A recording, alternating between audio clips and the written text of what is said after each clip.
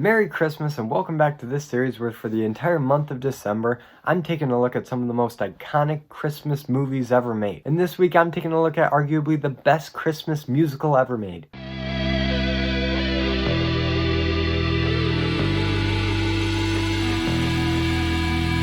White Christmas. So White Christmas came out in 1954, was directed by Michael Curtiz, and if you're familiar with the channel, you know that I'm a big fan of his work. He has such a unique style in both how he lights his movies and how he moves the camera around the set. And he made quite the name for himself in the 30s, making everything under the sun, from swashbuckling adventure stories to film noirs to westerns, you name it. So in 1954, when he was asked to direct White Christmas, it was an odd choice, to say the least, but he is such a skilled director that I'm sure everybody had the best confidence in him. And he definitely rose to the occasion. White Christmas is an incredibly directed movie. It's a big budget Technicolor musical, and that is taken full advantage of, from the set design to the costuming, to really every frame of this movie looking like a Christmas card. And I say that not in the hallmark sense of having Christmas in every frame, but more in the sense of wonder and nostalgia that comes with the feeling of Christmas. But Curtiz also incorporates some of the film noir influences that he's picked up over the years, and in doing so creates a world that feels romanticized and nostalgic, but at the same time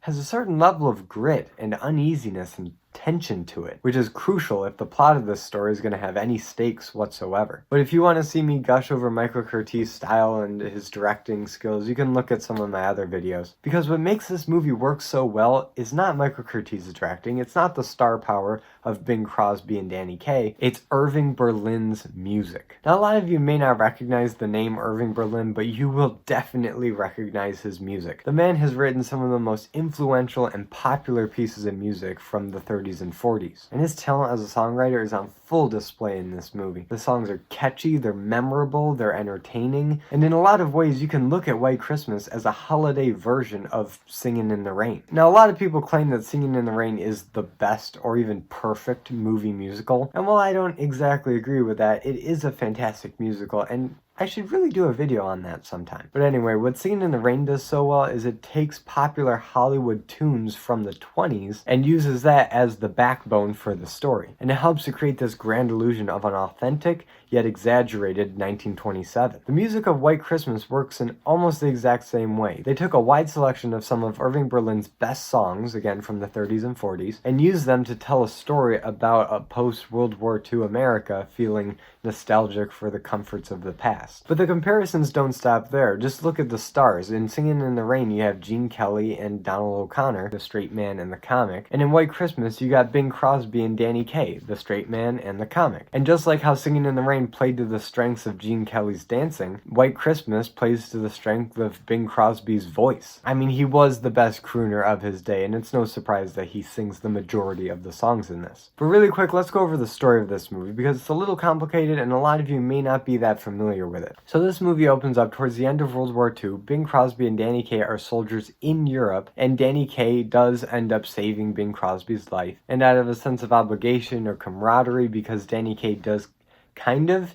injure himself, that's up for debate. The two of them go into business together and produce an incredibly popular show on Broadway. But then one day they go and check out this new act of a couple of sisters, played by Rosemary Clooney and Vera-Ellen, and there's an instant connection there. They're immediately infatuated with these two sisters, and they want to do what they can to help, and through a series of mishaps and physical comedy, the four of them are on a train going up to Vermont so that the sisters can perform a show at a ski lodge up there. This only gets more complicated when they find out that the owner of this failing ski lodge is their old General Waverly, played by Dean Jagger. So now the boys take it upon themselves to save this resort by putting on their biggest show yet. They're going to bring up as many people as they can, the girls are going to fill in where they can, and hopefully bring in enough of a crowd to save this resort from bankruptcy. So that's generally the plot of this movie, and you might notice that this does lend itself to a lot of opportunities for musical numbers. The leads are popular performers on Broadway, they have their own show. The two girls are performers in their own right, and they have their own act that they put on. And the majority of this movie is centered around writing the songs, doing the dress rehearsals, and in the end, putting on the performance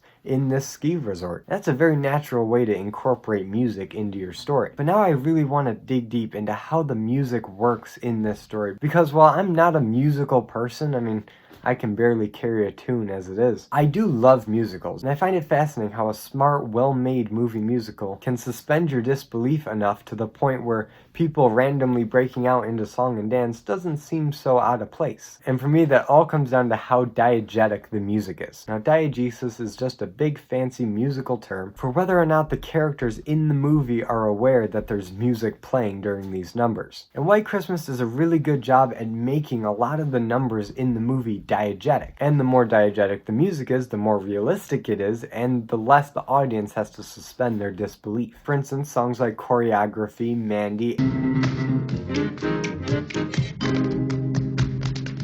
and the title song, White Christmas, are all diegetic numbers. They exist within the story. And when the characters start singing, everybody around them knows they're singing and is more or less watching the show. But then there's also some non-diegetic numbers, like The Best Things Happen While You're Dancing and Snow. And what's interesting about these is that even though they're non-diegetic, and dancing is an interesting case because it starts off diegetic, but then as it progresses, it becomes a bit more abstract. But even though these numbers do take a bit more suspension of disbelief, what ties this all back around is that after each one of these numbers are performed, the melodies are used as leitmotifs. Now, a leitmotif is just a piece of music in a movie that represents a person, place, thing, or idea. And they're all over the place in movies. If you just think about your favorite movie, there's probably a leitmotif or theme signifying the main character or the love interest or really anything in the movie. But going back to White Christmas, the song Snow is played pretty early on in the movie, and after that, whenever a character is talking about snow,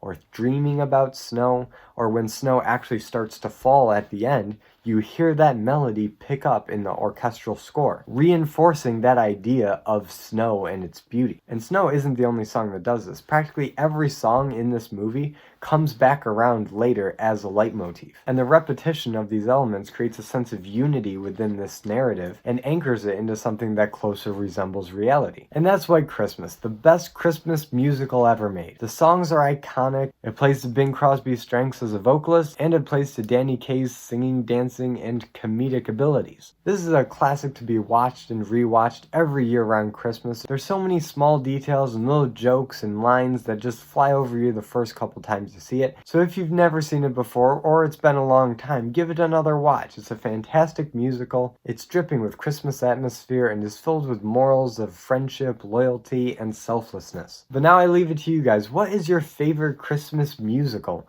There's been quite a few over the years, and my personal favorite is White Christmas, but I'm curious to see what you guys think, so comment that below. And if you like this video, be sure to give it a like and subscribe for more content, and hit the notification bell to be notified every time I upload a video. And stay tuned for next week when I talk about my personal favorite Christmas story, and this one gets a little spooky. So stay tuned for that, and as always, I'm Colby. This was my nerdy talk, and I'll see you in the next video.